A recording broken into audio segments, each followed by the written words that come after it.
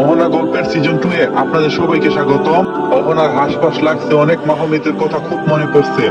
অহনা এদিকে জানলার কাছে যেতে মতি এগিয়ে আসে। অহনা দরজা বন্ধ করে দিতে চাইলে মতি ধরে ফেলে আর বলে, আমাকে দেখতে ভালো লাগে না সেটা না আমি মানলাম, কিন্তু দেখছি ঘৃণাও গরম। অহনা বলল, অযথা কথা বাড়াবেন না, আমি মোটেও আপনাকে তেমন কিছু কথা বলিনি, চলে যান। মতি বলল, চলে যাব, কিন্তু তোমাকে সাথে নিয়ে। মতি একজনকে চোখ মেরে ডাকলো। লোকটা এসে অহনার মুখে রুমাল চেপে ধরে জ্ঞান হারিয়ে অহনা লুটিয়ে পড়ে। মতি পেশাচিকে ঘাসি দিয়ে অহনাকে সাথে নিয়ে চলে যায়। রাত হয়ে এসেছে, অথচ অহনাকে কোথাও খুঁজে পাওয়া যাচ্ছে না। রুস্তম পাইচারি করছে রুমে, বিকালে পুরো সময়টা খুঁজে কাটিয়েছে। এই মুহূর্তে থানায় ডায়েরি করতে পারে না, লোকে নানা মন্দ কথা বলবে, কাল দেখতে আসবে।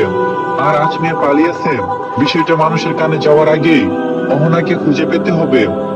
মইনা রুস্তমের পাশে এসে দাঁড়ায়, বলল, চাচা, আমি অহনা আপাকে দেখছি বিকালে, কিন্তু এরপর থেকে আর দেখিনি। শেষবার তার রুমে যেতে দেখছি, কিন্তু বের হতে দেখিনি। আমি তো বাহিরে ছিলাম, তবু খেয়াল ছিল। ভিতরে ঢুকলো আর বের হলো না। আমার কেমন জানি খটকা লাগছে। রুস্তম বলল, কি বলতে চাও তুমি? তাহলে কি কেউ ওনাকে তুলে নিয়ে গেছে ঘর থেকে? ময়না বলল, না চাচা, আমি তেমন কথা বলিনি। এখন তো সব বিপদ শেষ, আর এখন কেন কেউ তাকে ঘর থেকে নিয়ে যাবে? রুস্তম বলল, নিশ্চয়ই আমার মেয়েকে কেউ অপহরণ করছে, কিন্তু এখন আমি কি করব? আল্লাহ না করুক যদি আমার মেয়ের কিছু হয়ে যায়। ময়না বলল, এমন কথা বলবেন না, অহনা আপা ঠিক চলে আসবে। সবার মন ভার বাহিরের লোককে জানানো হয়নি। অহনার ঘরে দরজা লাগিয়ে বলা হয়েছে পরের দিন অনেক কাজ, তাই এখন ঘুমাচ্ছে। ঘুমের কথা বলে পুরো বিকাল কাটিয়ে দিল, কিন্তু এখনো আসছে না। মতি অহনাকে নিয়ে যায় একটা ভাঙা বাড়িতে, চারদিকে গাছপালাই আপাত জায়গার মাঝখানে বাড়িটি। রাত গভীর হতে ওনার জ্ঞান ফিরে আসে। পাশে দেখতে পায় মতি সিগারেট টানছে, নাকে গন্ধ আসতে অহনা কাশি দিয়ে উঠে। সাথে সাথে মতি সিগারেট ফেলে এগিয়ে আসে অহনার কাছে। অহনা নিজেকে একটা খাটে আবিষ্কার করে, উঠেই বলল, আমি এখানে কেন? মতি গলা পরিষ্কার করে বলে, এখানে থাকার কথাই ছিল তোমার। তখন অহনা বলল, আপনি এখানে আনছেন তাই না? মতি বলল, জানার পরেও আবার কেন জিজ্ঞাসা করো? অহনা বলল, আমি বাড়ি যাব। জানলা দিয়ে বাইরে তাকিয়ে দেখলো রাত হয়ে গেছে অনেক। বাবা চিন্তা করছে হইতো, এতক্ষণে সবাই জেনে গেছে। কি করলেন আপনি? মতি বলল, এছাড়া উপায় ছিল না। কি করতাম আমি? নিজের ভাইয়ের সাথে তোমার রোমান্স দেখতাম। অহনা বলল, দরকার হলে সেটাই করতেন। আমার পিছনে কেন পড়ে আছেন? আমি কি ক্ষতি করছি আপনার? আমার কি দোষ?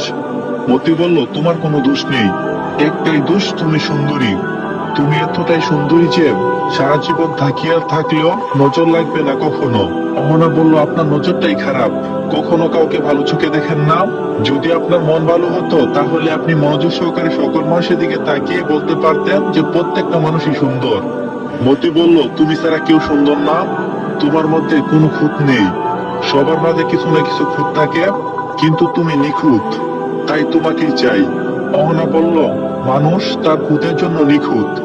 আপনার মন থাকলে হয়তো আমিও আপনার জন্য কিছুটা নরম হইতাম।